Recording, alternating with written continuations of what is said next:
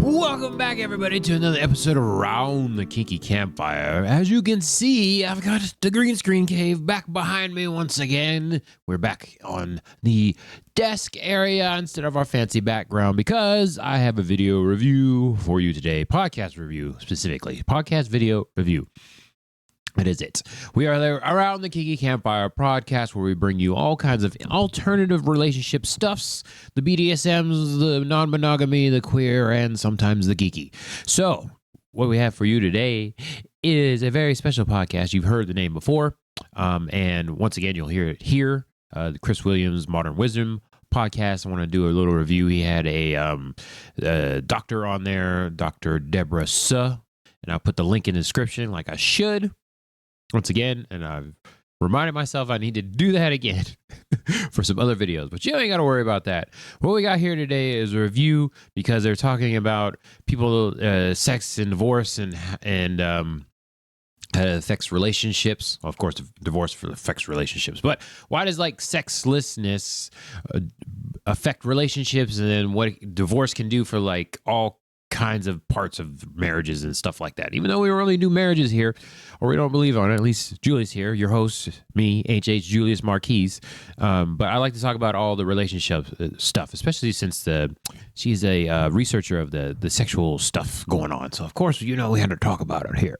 Okay, before we get into that, we today are going to have a non-sponsored drink like usual, the ASMR 5 seconds. We'll see how it goes, which I will kind of lean over here and kind of do. Let that begin in 3, 2, 1.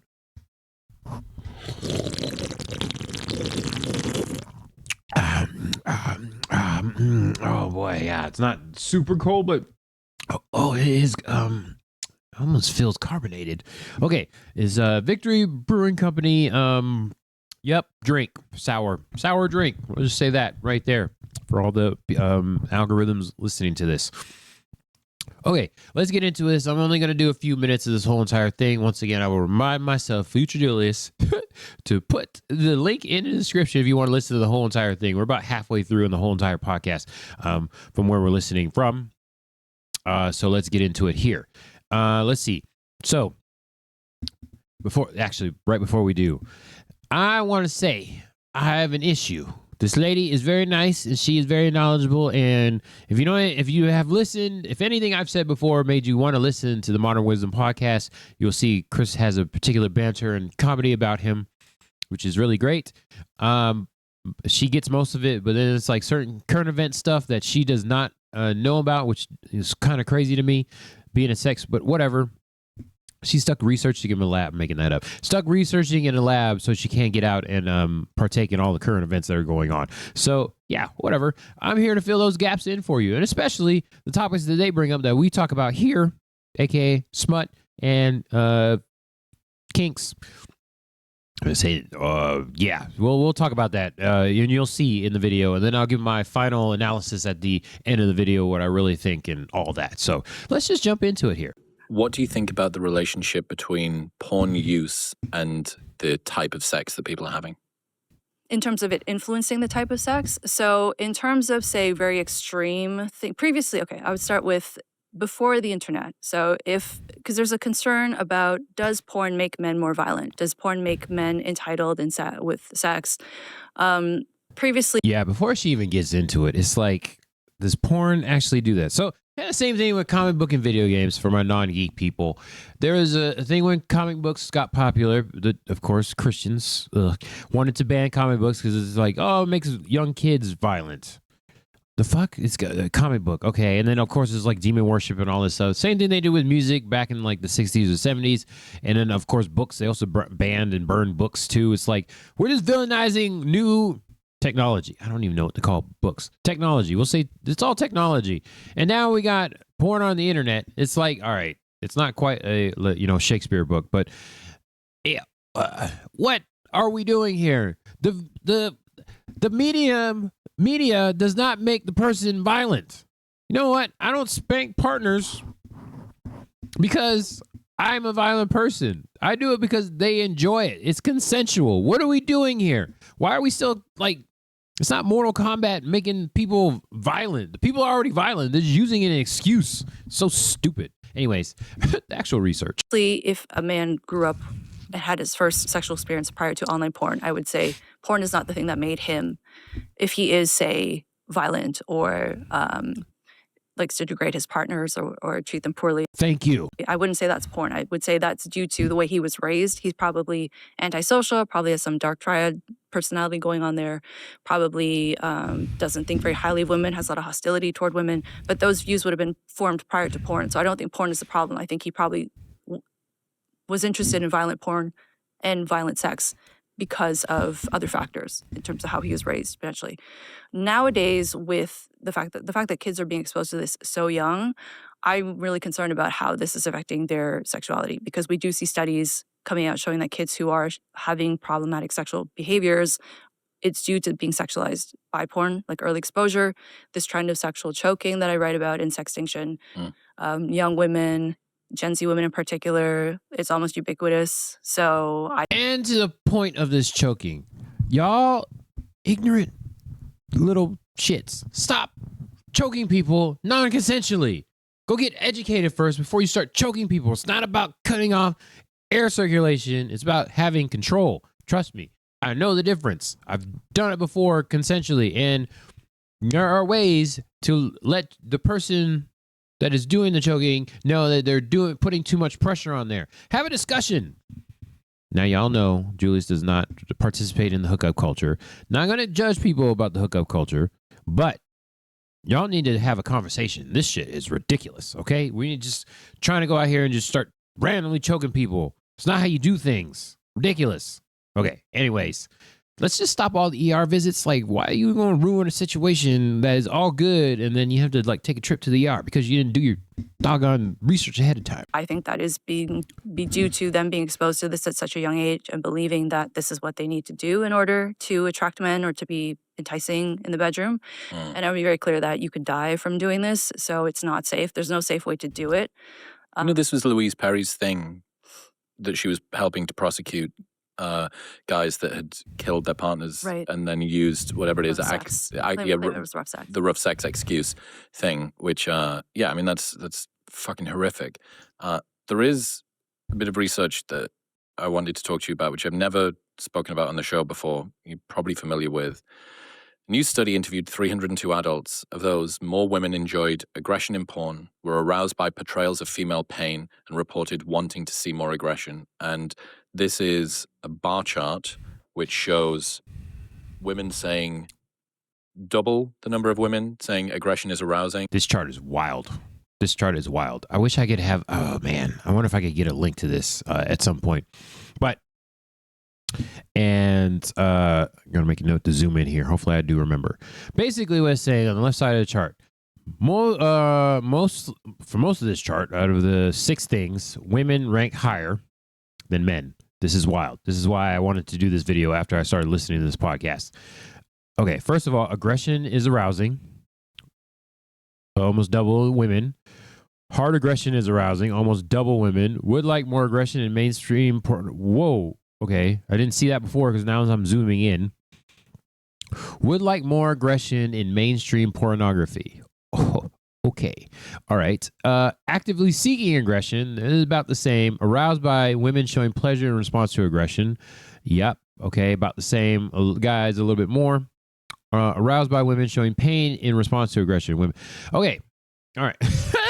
This is what I wanted to see, because right here, Julius has done his own research on this. Aggression is arousing. I will say, in my experience, consensually, the partners that I've had, I mean, it's kind of like a filtering system because of where I meet my partners on the kinky Facebook. So it's kind of skewed that way. I will say I'm having more interesting connections outside of the kinky Facebook and still finding people that are interested in this kind of thing. So that part is interesting to me. The fact that it is, of course, is very heteronormative, men versus women. I would like to assume that most of these people that took this survey did not have any experience prior to any kind of kink world. The fact that most of these are doubled is kind of interesting. Okay, aggression is arousing. So once again, this proves my point that you do not have to actually be physically harmful, that just the aggressiveness or actually showing that you're aggressive is something that is arousing to people. Taking control. You don't want to actually do the choking. You just want to take control. Again, hard aggression is arousing. I'm wondering if these people know that porn is like acting. So you just, I'm assuming most people know that porn is acting. So you just want to act this way. You don't want to actually do it. I think that's where the disconnect is because people think you actually have to do these things. No, just put on an act. Just put on an act. Don't actually do it. I realize the same three letters are on both of those words, but different kind of meanings. Actually versus acting. All right? So, hard aggression is arousing. So, we see that more women find this arousing. Okay. So, I wonder if they're sticking, just relating to porn in general, would like more aggression in mainstream porn. I would like more aggression in mainstream porn. God damn it. There's no biting of asses. Why is nobody biting at booty? It's ridiculous. Triple the number of men, triple number of women to men. Hard aggression is arousing. Oh, and I almost forgot. Actively seek aggression. So I assume that's in real life. More women than men actively seek aggression. I will note that from my research, personal research, that there are a shocking number of women that would like their partners to be more aggressive in bed, which is fascinating to me. Maybe 4 times the number of women to men would like more aggression in mainstream pornography. Maybe 30% more actively seek aggression. The only thing that men are stronger on is aroused by women showing pleasure in response to aggression. So that last point, aroused by women showing pleasure in aggression, that would be very hard to know if you had no experience with it. I will say that. There have been many times when I'm doing something that is on the surface non-sexual for the most part. It's still a kink, and sometimes a fetish, but not inherently sexual, like specifically touching the sexual bits of the body and person being aroused. I didn't know until, let's just call it a dipstick check. When you check the oil and it's very well lubricated, I will say that. And it was very shocking to me how lubricated that oil was. So that was very interesting to me. And I will say, unless you do it a few times, you can't really tell if the person is aroused until it's apparent. There's a leak in the system. But being like a newer person in the sexual activities, not knowing that ahead of time is very interesting. So the fact that men are more aroused by showing pleasure to the aggression, unless you like, I don't know, a porn researcher, like not a porn researcher, but I have researched porn. You can kind of tell when people are into it and when they're acting. It's like, oh no, I fell down and I can't get up. Oh, my arms just turned to noodles randomly now and I'm tripping on the ground and I can't get up. And it's like, let me hold my butt cheek open for you so you can get right up in there. It's like those little things, unless you actually look at porn, you don't realize this is happening. And also in real life, you don't realize this is happening. It's like, is this person really into it? But if you like let them go, I can get more specific. I'd probably teach a class on this. But if you let them go and they don't really run, they just kind of stay there, it's like, okay, I think they probably want this. So just have a conversation, people. Have a conversation until you get the experience and you get up there. But still have a conversation. Aggression, and that's maybe 5%. Aroused by women showing pain in response to aggression, nearly double women to men. Okay. This seems to be this is a small sample size, 302 people, but this is, you can dig deeper and find out kind of the same pattern. And it's something that I remember I once read a feminist who wrote about this, and she said something along the lines of, it's an uncomfortable fact for most modern feminists that women seem to prefer aggressive porn than men do. And misogynists use this as an excuse that, like, she wanted it made type thing. That, to me... Which is absolutely fucking horrible, because you can still have a conversation. Don't make the assumption. I'm just assuming that they assumed that this was something she wanted, even though You didn't have a conversation. You're just going to run in and do that kind of stuff. Those are assholes. Assholes. Have a conversation. Does suggest that the picture is a little bit more complex than just guys have learned it in porn. Yeah.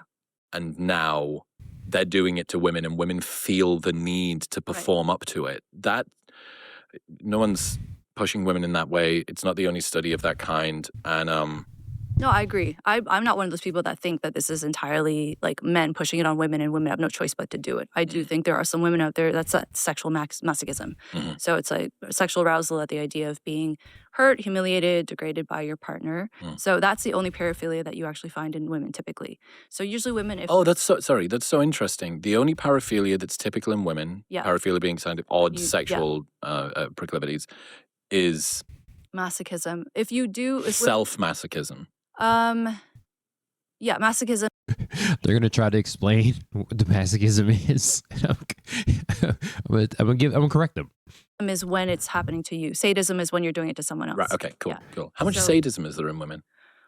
So not quite correct, doctor. So masochism is receiving pain, and sadism is giving pain. But you can be a self-masochist as well if you give yourself pain. So it's not really just giving and receiving. It's the pain part of it. If you like pain or you like giving pain, but you can't be a self-masochist. There are people that do stuff to themselves. I've seen pictures. And that's a thing as well. So technically, just want to correct her there a little bit.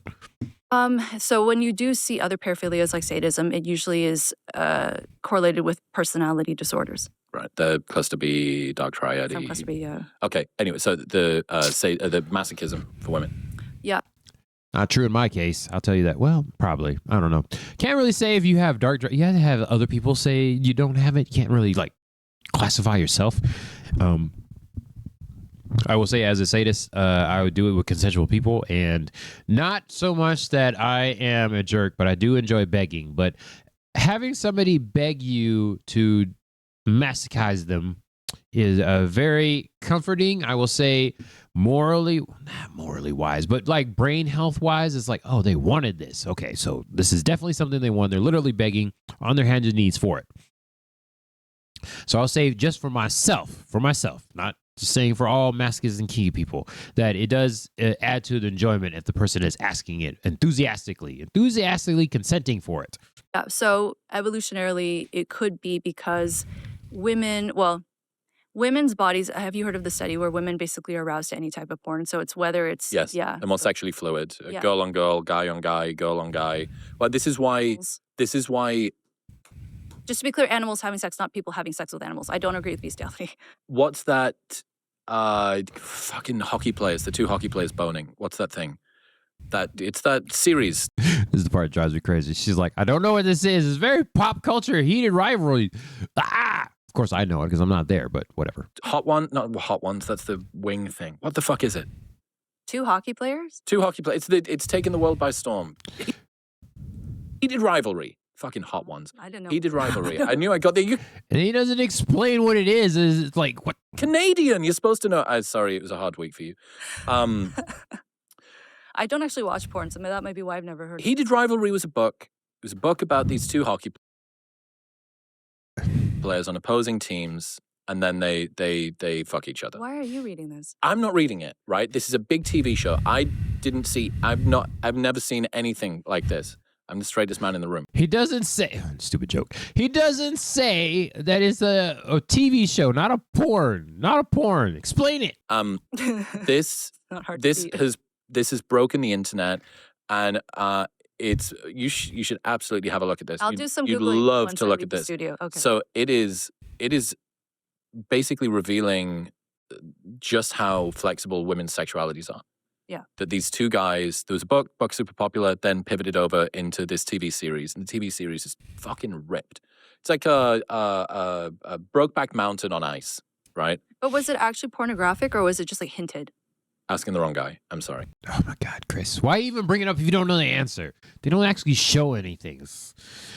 Good Lord. Okay, so He fucking brings it up. I haven't actually seen Heated Rifle either, but I've heard people talk about it. Like they don't show all the bits in there. They just show the thrusting motions and then the grabbing and the heavy breathing and everything like that. But it's not a porn. Okay. I didn't get. I mean, I have to assume that there was either implied or like pretty close to like raunchy shit happening on the screen. Okay.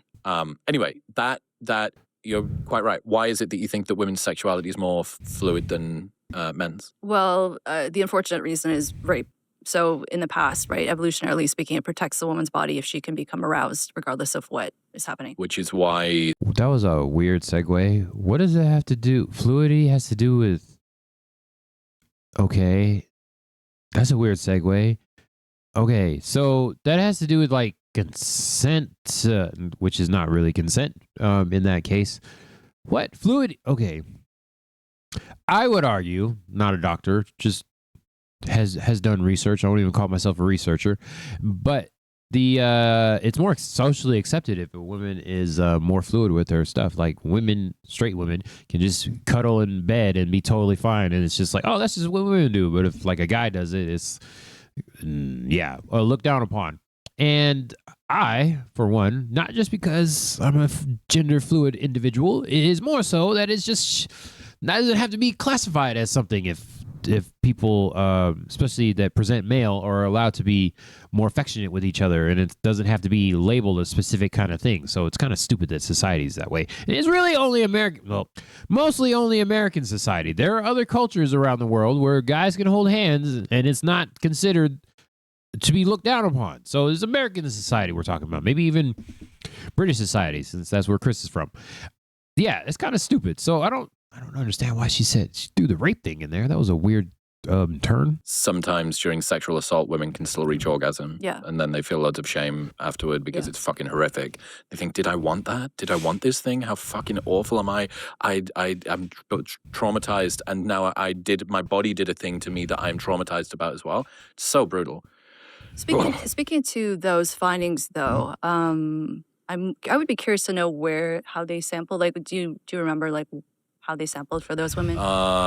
Preferences related to aggression, pleasure, and pain in pornography among male and female interviewees. I've got I can send you the journal article. But certainly, even if we don't look at aggression is arousing, hard aggression is arousing, like, would like more aggression in mainstream pornography, actively seek aggression, aroused by women showing pain in response to aggression. Just look at the romantasy genre. Mm-hmm.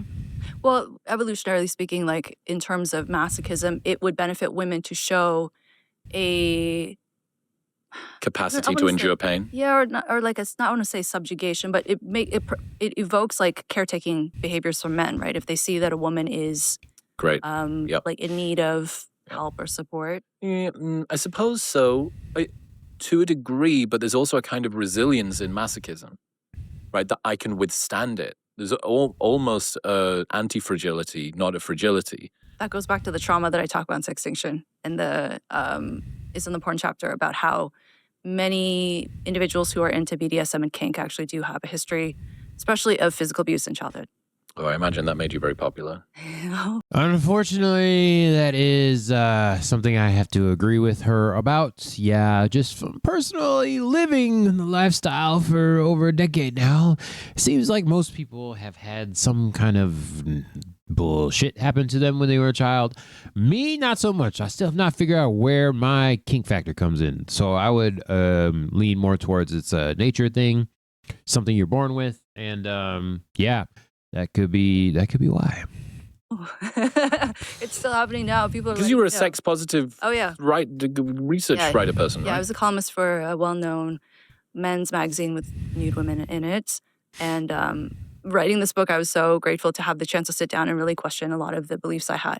And I went through my own data that I collected when I was still in sex research, and I found the same thing. And I was amazed. I thought, what do you mean? You went through the data, and what did you find? I found that interest in BDSM and kink is correlated with severe physical abuse in childhood, and this is even more so the case for men who are into BDSM and kink, as compared to men who are community controls, obviously, men who have porn problems who are not into BDSM or kink, and also more so the case than men who are convicted of child sex crimes. So there's something with physical BDSM abuse. and kink Yeah. is a better predictor of male childhood abuse, trauma, Female too. but than pedophilia is. Victimization. Well, convicted sex offenses Right. or Okay. pornography. Yep.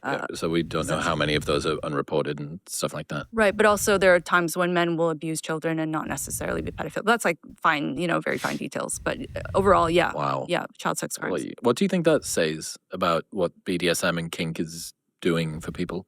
It's really sad. I want to be clear. Like, I'm not saying this to make judgment about people or to try and shame them. I really hope in bringing awareness to this, because BDSM is so commonplace in society, right? It's so normalized almost. It's almost seen like there is a variation, I think, in terms of people who might partake in sexual activity that is like playful or passionate, right?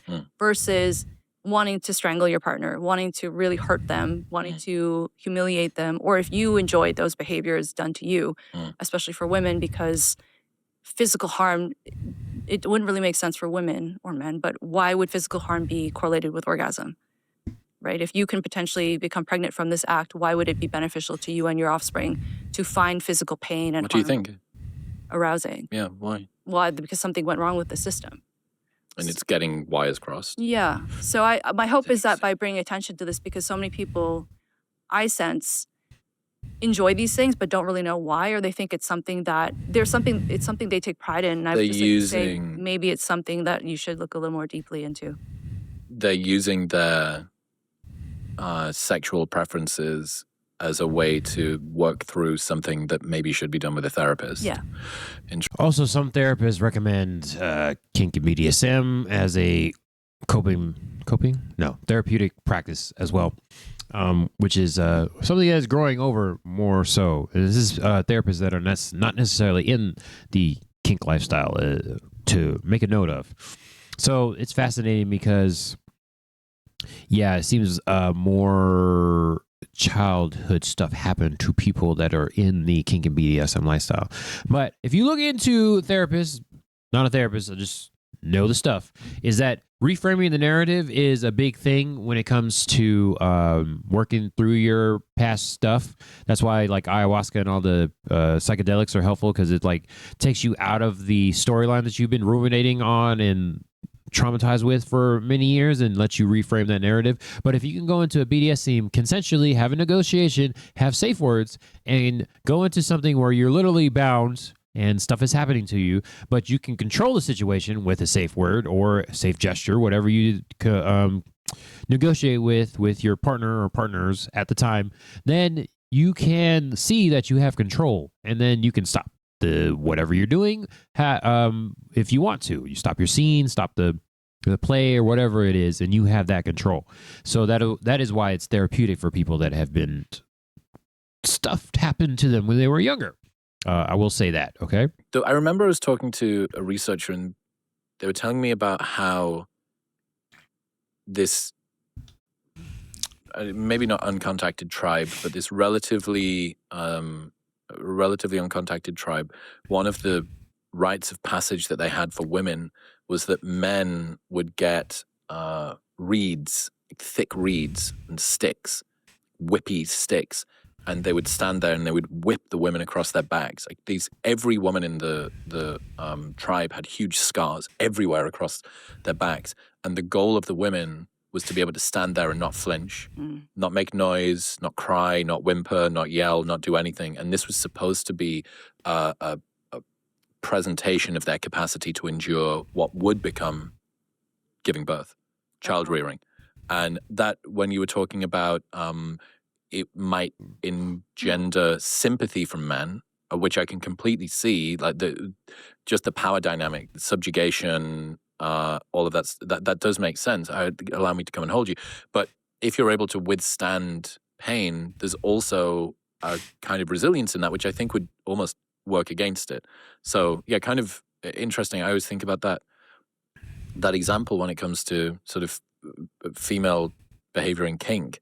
I'm like, is this maybe some kind of demonstration of my capacity, of the woman's capacity to endure hard things physically not like lift heavy things, right? That's the guy picking you up and putting you against the wall. That's the ability for him to physically dominate you.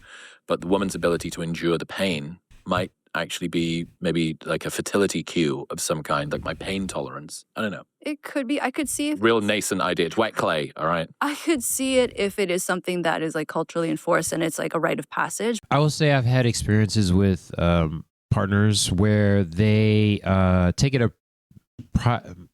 badge of honor when they can resist saying a safe word, and it's like that's not helpful for anybody. Let's not do that. If it's getting to the point, especially in the beginning, or it's like your first few times that you're like playing with somebody for the first time, it's like set the boundary, set the pain tolerance levels accurately. Because if you're like pushing yourself, you're not having fun. If you're resisting saying a safe word, it's like, let's not do that. So I found that very interesting when they were talking about this particular point, and then Chris's random thing about the tribe. That it is a thing for women, I will say in my experience, women to take a badge of honor in wanting to not show the pain. There is a particular website where they had an Olympic type thing where it was whoever had the highest pain tolerance ended up like winning, and it's like they had to cut that website. They had to cut that down because there was women in there that are like going too far with it. So it's like, let's just stop anybody from getting like permanently injured, and we're just going to shut this site down. It was not like an external thing, it was an internal thing, and the people were like, all right, they're going too far with this, and it's like they are just like going to sacrifice parts to win, and it's like, okay, let's just. So it's fascinating that they're talking about this here, because it's like a pride for being able to take the pain. I think it has to do with childbirth, probably. Yeah, in my opinion, as somebody that can't have children. But if you as a woman are intentionally putting yourself in those situations when you don't need to, there are plenty of guys out there who are, vanilla is seen as a negative thing. I don't think being vanilla is a bad thing. So there are plenty of vanilla guys out there who are not going to want to strangle you during sex and not going to want to degrade you during sex. So if you're intentionally putting yourself through that, even if it is a way to show how strong you are, why would you choose to do that? When you don't need to. When you don't need to. Romantasy. Also, I will say there's some people that consensually like to do this. So there are places as well, if you like that kind of thing and want to try it out. There are places and people that will be very helpful to help you out in a consensual way. Knowledgeable people. There are places for that. I will say that right there. I was sat on the plane flying to St. Louis a couple of weeks. Just want to talk about romantasies when he's talking about smut. As you know, here at Around the Kinky Campfire, we are big fans of the smut. I've had my author friends on here, so he's talking about romantasies, and we'll go into this. This is the really triggering part for me, because they're talking about smut, but they don't actually know what they're talking about. Foreshadowing. Ago, and there was a lovely woman sat next to me, and she had her iPad up, and she was reading Court of Thorns and Roses. Now, what is that? That is more porn. That is one of the most popular romantasy books at the moment. Smut. He's talking about smut. I don't understand how she doesn't know what this is. What research are you doing? You don't know the common shit. Even I don't. Okay. You familiar with romantasy? It's basically like erotica. It is. Smut. That's probably that's a word that you would use. Okay. I respect the art form and also the fact that the fan base is fucking massive, and I don't want to get lynched by them. No. It is story. It's female literacy porn wrapped in quite a lot of story, but there are sort of peak dirty moments. Anyway, our friend is tapping away, and she didn't have her glasses on. The font size was quite large. How you are a sex researcher and you don't know what smut is? I'm just saying. Very judgy right now, judgy Julius, but I'm totally fine with that. And I had a realization that chicks can basically watch porn on a plane. I guess so. Chicks can watch porn. There are some guys that read smut as well, just putting it out there. But yes, it's mostly women that partake in the smut stuff, I will say, because I volunteer at a very popular smut convention once a year. They can basically watch their equivalent of porn on a plane, and I'm looking at this. I'm trying not to move my head at all. I'm keeping my head dead straight. I'm going, And I spoke to some friends after it. I've not read the book. I didn't read enough to fully capture what the narrative arc was. Okay. But in might be A Court of Thorns and Roses or one of the other books like that, the protagonist is a fairy prince or a fairy king who has the ability to transform himself into this like monstrous beast. And I think that in that sort of shows what it is, one of the sort of archetypal. Okay, I'm gonna cut it there. Just because it's listening to it for the third time, it's still so triggering because they don't know what monster fucking is. Yes, the Beauty and the Beast situation. You have the strong beast out there, and it's specifically safe for you. It's not gonna harm you because it particularly likes you, but it will be a beast to everybody else and monster fucking and all this different kind of stuff. Okay, so go check that out. Okay, I just want to go over this real quick because I'm way over time probably. Okay, so it was a good discussion. I'm just generally shocked because the doctor there didn't know about what smut was, and it's like it's $1 billion business and you're talking about sex. I would argue that's probably the number one way that women get their arousal from. What would you call that?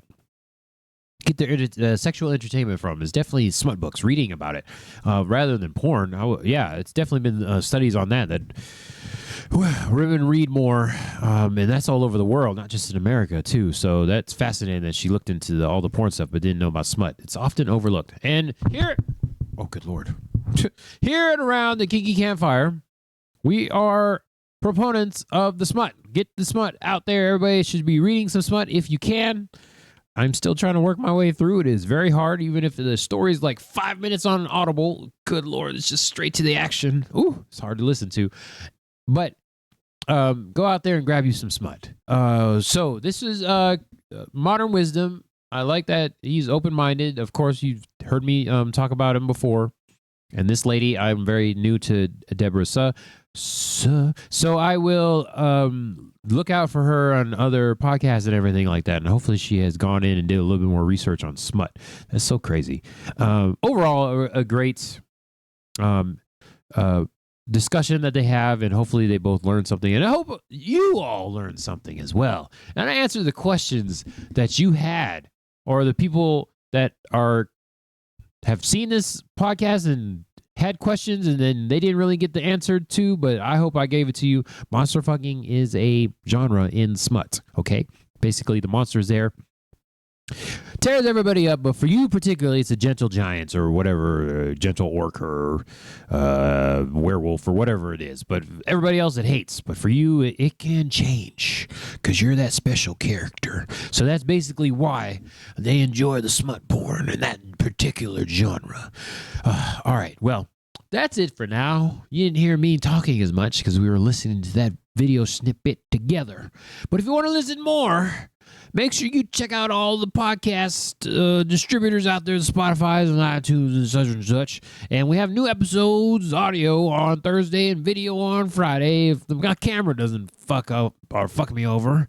But that's all for now for Around the Kinky Campfire. Please rate, subscribe, share all the different ways on the YouTubes and the Instagrams and everything. And send me emails if you have more questions. But that's all for now.